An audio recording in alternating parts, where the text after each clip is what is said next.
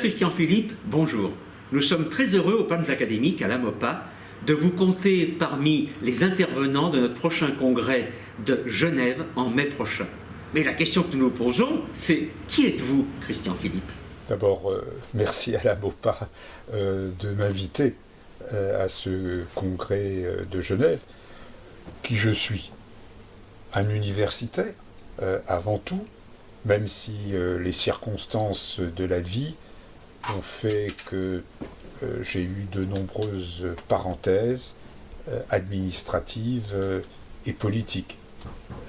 Administratives, dans la mesure où j'ai été directeur des enseignements supérieurs, recteur de plusieurs académies, politiques, puisque j'ai été élu à Lyon de 1995 à 2007, élu comme premier adjoint de la ville de Lyon et député du Rhône, où j'ai remplacé M. Raymond Barre. Je suis quelqu'un qui, j'espère, a des convictions, et parmi ces convictions figure ce dont je parlerai à Genève, la francophonie.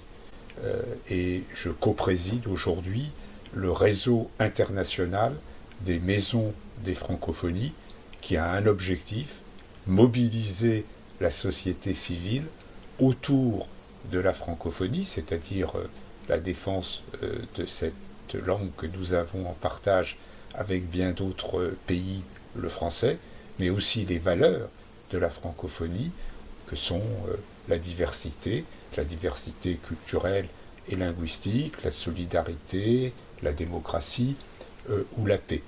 Or, la francophonie, aujourd'hui, elle est en péril.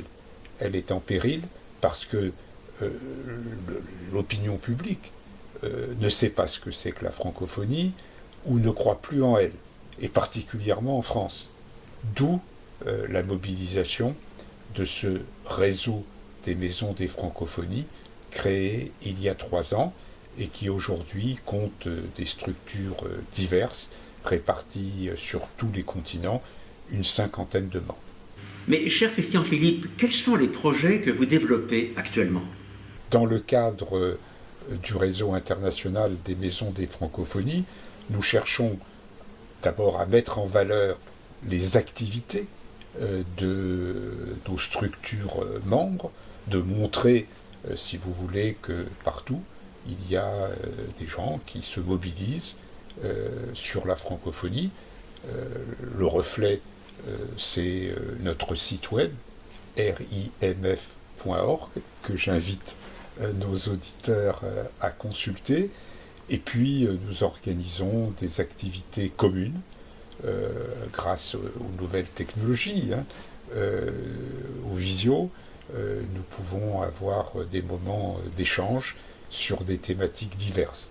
En cette année 2023, nous avons un projet important, le premier rendez-vous mondial des maisons des francophonies, qui se tiendra du 9 au 11 novembre prochain à Dakar, à l'invitation de nos amis sénégalais.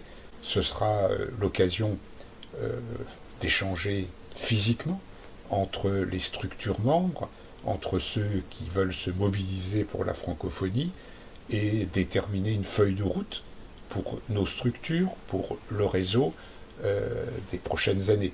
J'espère que la MOPA sera représentée à Dakar, parce que nous prévoyons, outre cet échange, d'avoir des moments de rencontre avec en particulier l'association des professeurs de français au Sénégal.